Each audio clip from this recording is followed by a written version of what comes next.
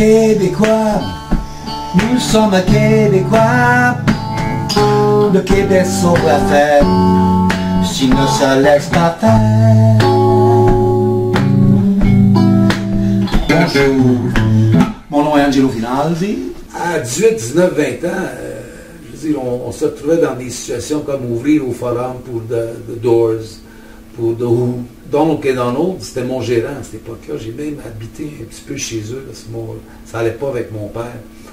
Je voyais la vie comme ça. Puis il fallait pas, parce qu'il fallait... Je faisais de quoi, puis là, je retournais me cacher chez ma mère. À Londres, toutes les occasions étaient là. On a même été signé au bureau de Rack Management, qui était le bureau de Led Zeppelin.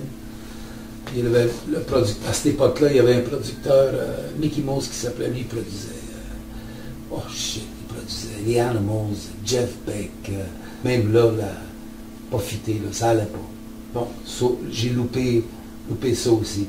À Paris, Johnny Hallyday, j'ai loupé ça aussi parce que je n'avais pas le goût de travailler avec lui. On a fait un album, on a même fait de quoi avec Joe Dassin,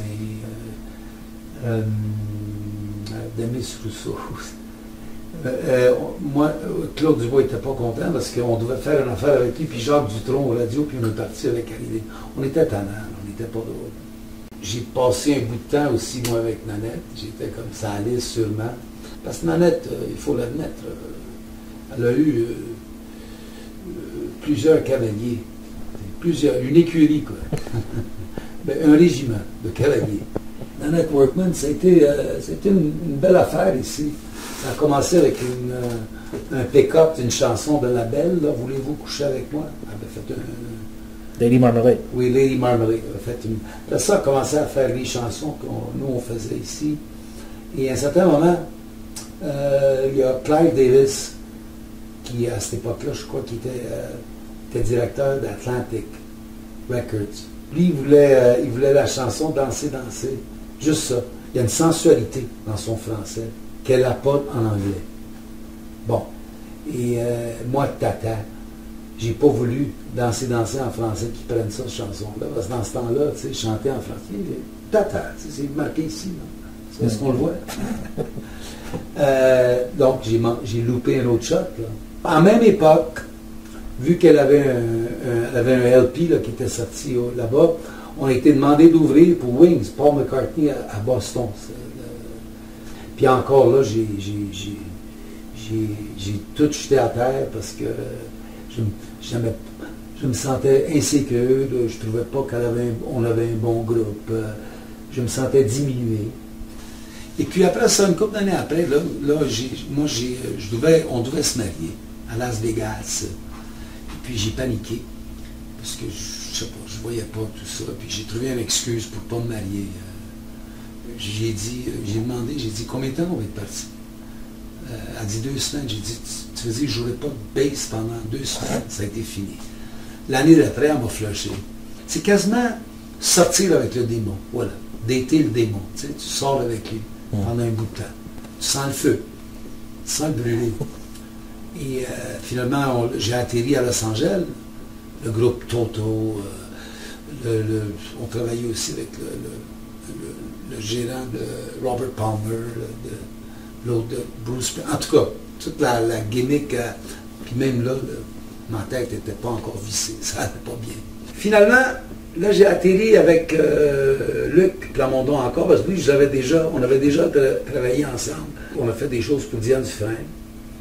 Et puis Diane Dufresne, c'était très, très prometteur, mais là encore, c'était un show qu'on montait qui s'appelait Dioxyde de carbone.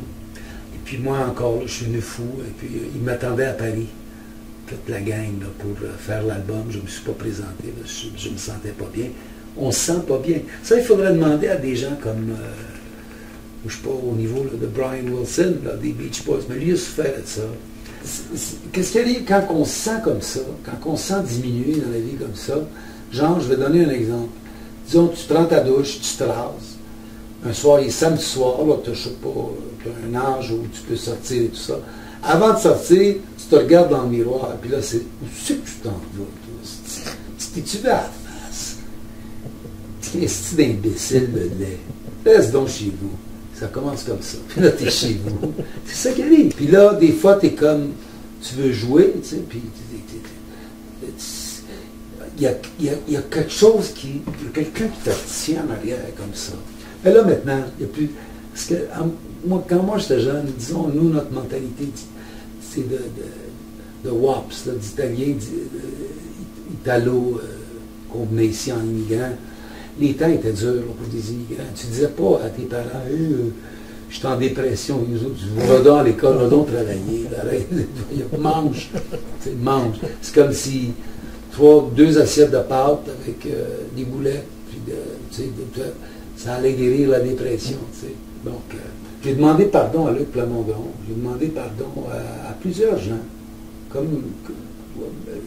Parce que des fois, il faut faire des tournées comme ça. Comme j'ai déjà fait une tournée, j'ai fait un album en 1973, un album qui s'appelait Angie, parce que j'avais eu un set de drum, puis 1000 $ pour ça. Puis j'avais tellement peur de l'entendre que j'aimais pas ça, que je trouvais que partout où j'allais, dès que j'en voyais un, je le cassais, puis je donnais 5 $ au gars.